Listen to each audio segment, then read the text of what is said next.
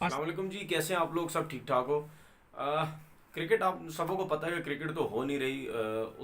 उसके बाद मैंने सोचा कि बॉलर्स की एक सीरीज स्टार्ट की जाए। वो बॉलर्स जो दुनिया के टॉप बॉलर्स रह चुके हैं, अगर हम 5 बॉलर्स की बात करते हैं या 10 बॉलर्स की बात करते हैं, वो तो आगे जो सीरीज़ जब चलती रहेगी, हर बॉलर्स पे जब मैं बात करूँगा तो देखेंगे 5 सेलेक्ट करते हैं या 10 बॉलर सेलेक्ट करते हैं, क्योंकि दुनिया में बहुत ऐसे ज़बरदस्त किस्म के बॉलर्स हैं जिन लोगों को देख के आई थिंक यंगस्टर्स ने क्रिकेट स्टार्ट की और उनको फॉलो किया, जिसके बाद उनको शौक चढ़ा क्रिकेट का। आज मैं एक ऐसे फास्ट बॉलर से स्टार्ट कर रहा हूँ जिसको देख के मैंने खुद क्रिकेट स्टार्ट की, क्योंकि मैं जब क्रिकेट की तरफ नहीं था तो आपको पता है कि उसके अलावा बड़े गेम्स होते थे, फुटबॉल खेलते थे, कभी हॉकी खेलते थे। लेकिन जब मैं बात करूं वकार यूनुस की, जब मैंने उनको देखा बॉलिंग करते हुए तो मुझे शौक चढ़ा। फिर मैंने भी सोचा कि ऐसा फास्ट बॉलर क्यों ना बना जाए। वैसा फास्ट बॉलर तो हम कभी भी नहीं बन सकते, लेकिन ऐसी जिस तरीके से ये भागते हैं, जिस तरीके से ये बॉलिंग करने की करते हैं, उस तरह की हम बॉलिंग करने की क्यों ना कोशिश करें। तो उनको देख के फिर मुझे बहुत ज़्यादा शौक चढ़ा। फिर उनको फॉलो किया। फिर उन जैसे तो खैर नहीं बन सके, लेकिन काफ़ी डोमेस्टिक में फिर काफ़ी परफॉर्मेंसेस की। फिर काफ़ी जिस तरीके से वो रिवर्स स्विंग करते थे, इतनी कमाल की वो करते थे, उस तरीके से फिर हमने भी रिवर्स स्विंग करना शुरू की।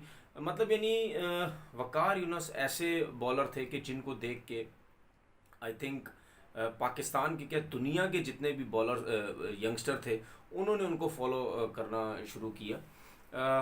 जिस तरह सबको पता है कि मुल्तान के पास ही एक गांव था बुरे वाला। कुछ लोग कहते हैं मुल्तान के पास था, कुछ लोग कहते हैं खानेवाल के पास था। तो खैर एनीवे बुरे वाला के थे वो, और जिस तरीके से उन्होंने वहाँ से क्रिकेट शुरू की। एक मैं किस्सा सुनाता हूँ आपको। एक क्रिकेटर क्रिकेटर थे वो, जो मेरे मेरे साथ भी कुछ अरसा वो क्रिकेट खेले। अ, उनका नाम है नदीम इकबाल।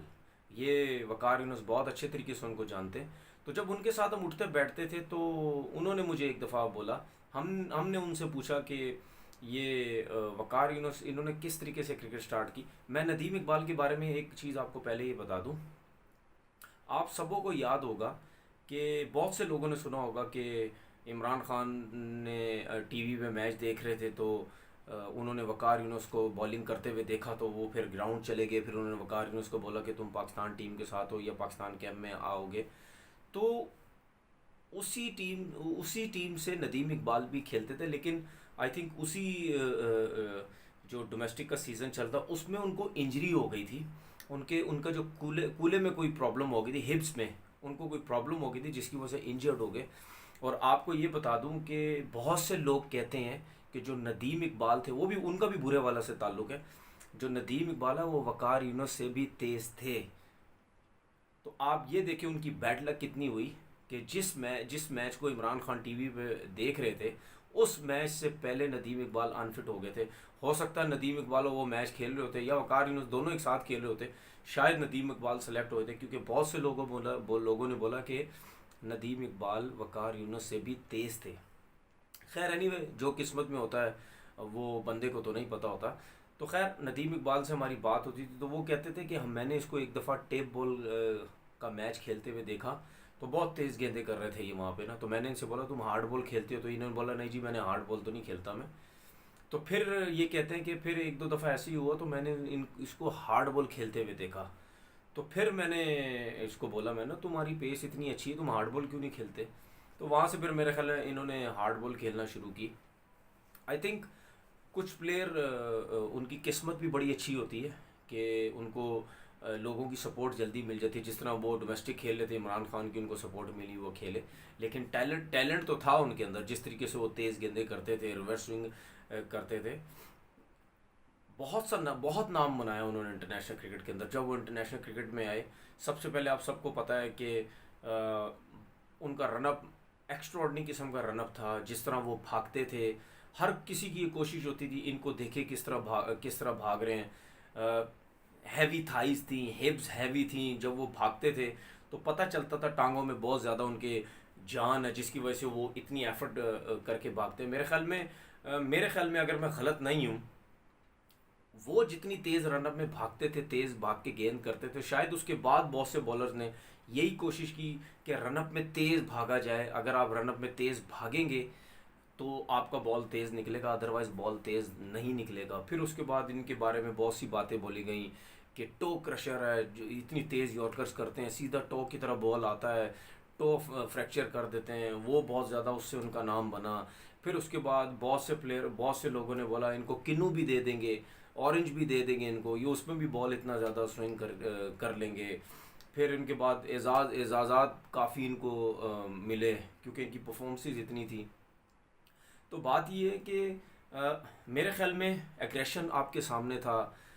जब भी एग्रेशन के साथ बॉलिंग करते थे, आप खुद देखते थे, तेज़ बॉल फॉलो थ्रू बिल्कुल बैट्समैन की तरफ जाके बैट्समैन को गोरी मारते थे, जो एक पुराने फास्ट बॉलर्स का एक रवाज था। मैं आजकल ये चीज़ें हम बहुत ज़्यादा मिस करते हैं, हर टीम में मिस करते हैं, बहुत कम अब ये चीज़ें नज़र आती हैं। उसके बाद आप देखें बाउंसर्स भी काफ़ी उन्होंने लोगों के हेलमेट्स में मारे। तो उसके बाद आप ये देखें कि बहुत से लोग बोलते थे कि जी कि इनका अगर पेस ख़त्म हो जाएगा, अगर इनका रिवर्स स्विंग होना ख़त्म हो गया तो नया बॉल तो इतना अच्छा करते नहीं है। लेकिन उसके बाद देखें उन्होंने नए बॉल पे भी कितना अच्छा स्विंग डेवलप किया, स्पेशली जब लेफ़्ट हैंडेड को उनका बॉल अंदर आता था नए बॉल से, वो बहुत मुश्किल हो गया था। मेरे ख्याल में उन्होंने लेफ़्ट हैंडेड को जिस तरीके से नया बॉल उन्होंने करना शुरू किया था, मेरे ख्याल में बहुत कम ऐसे बॉलर्स थे, क्योंकि उनके पास उनकी उनकी उनकी जो लाइन थी लेफ़्ट हैंडेड को जो बॉल करते थे वो आगे पिच करते थे। जब आगे से बॉल अंदर आता था वो लेफ़्ट हैंडेड को बिल्कुल समझ नहीं आता। तो बहुत से लेफ़्ट हैंडेड दुनिया के बड़े बड़े नाम उन्होंने आउट किए। मेरे ख्याल में इतना बड़ा बॉलर बनने के लिए, इतना बड़ा नाम बनने के लिए आपको बहुत सी मेहनत करनी पड़ती है, बहुत सी परफॉर्मेंसेस देनी पड़ती हैं।